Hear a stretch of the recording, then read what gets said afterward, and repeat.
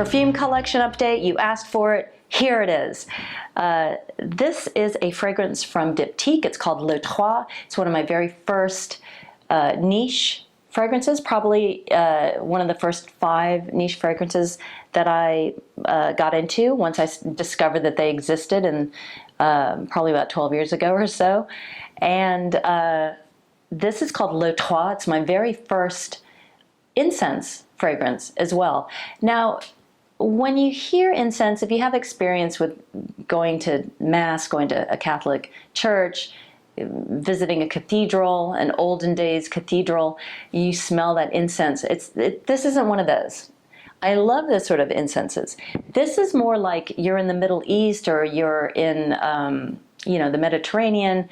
You're tramping up a hillside filled with all sorts of interesting resinous shrubs, and then suddenly a billy goat knocks over the kerosene stove where you're cooking your beans.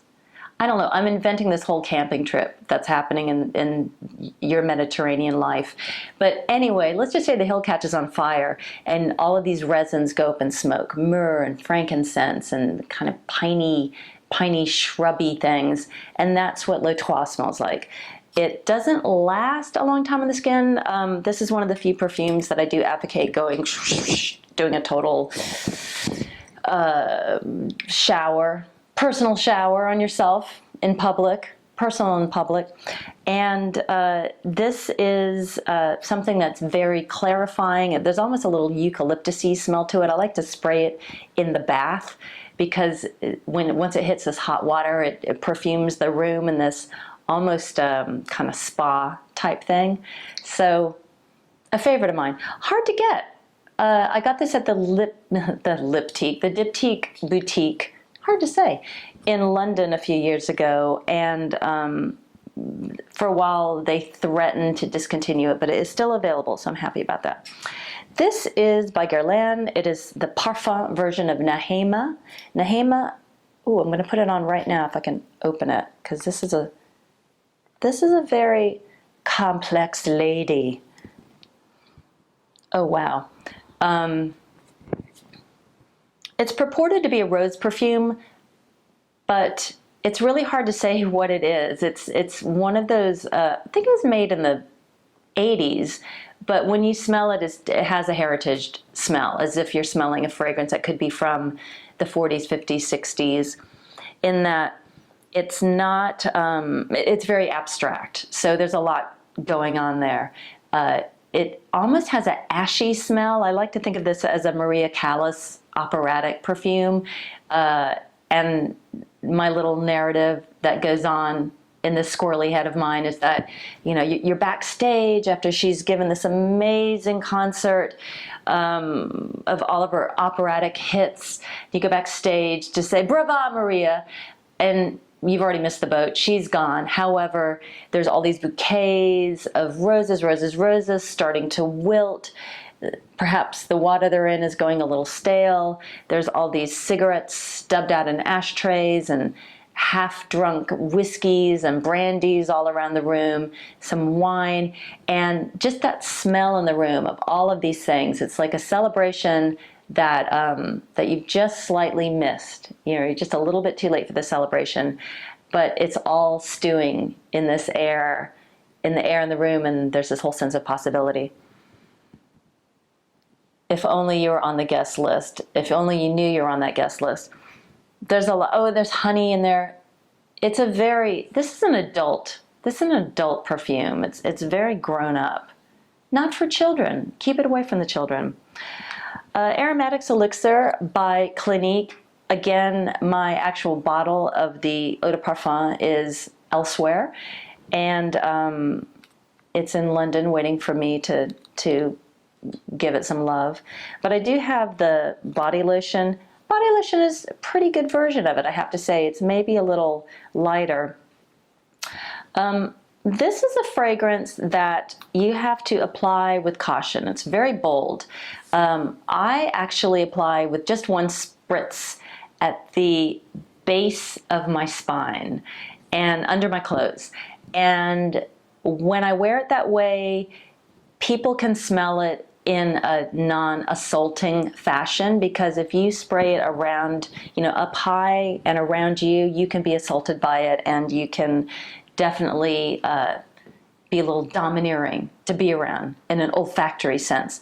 Let's talk about the fragrance. The fragrance I describe as an enchanted forest. It's a classic chypre perfume, which means it's got, there's patchouli in there, there's bergamot in there, and there's a lot of other stuff going on there. There's rose, there's ylang-ylang.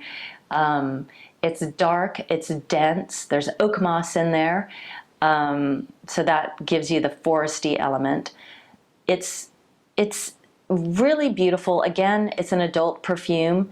If you smell it in the store, and thank goodness they still smell it, because it's not a perfume that's in fashion, but you can still find it at the mall and at the perfume counters.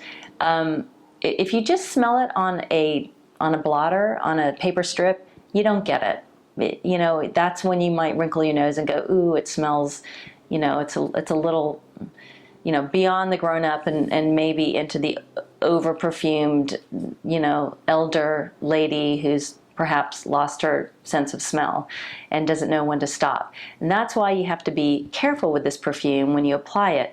But I assure you, one spray is all you need. And I think that Aromatics Elixir is the perfume that I've perhaps received the most compliments, spontaneous compliments on. Like, what's that great smell? I think there's, I've actually been in a park wearing this perfume, and the person I was with said, I think we're near an amazing smelling tree. And he went over to smell the tree, and then I said, no, I think it's me.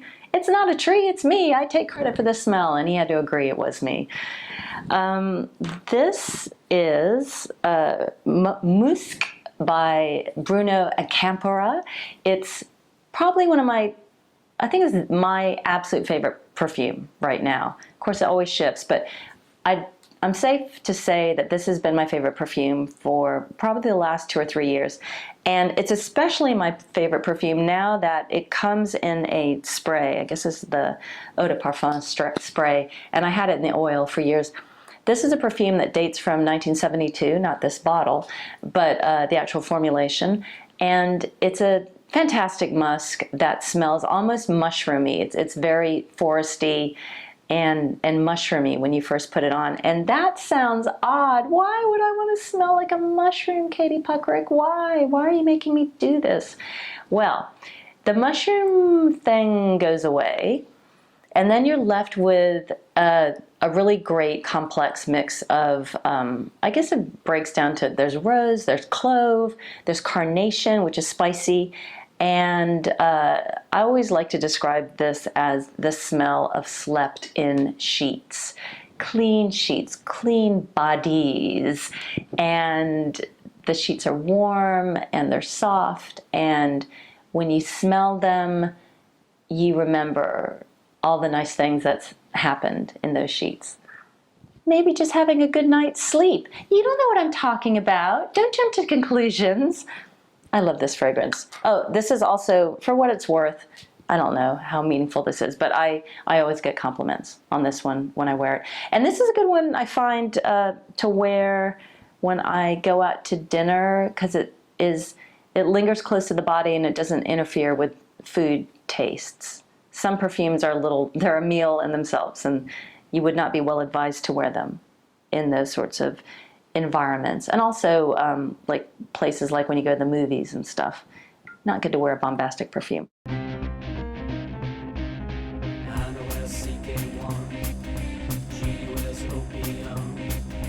Trisha wears number 5, but you don't wear the perfume.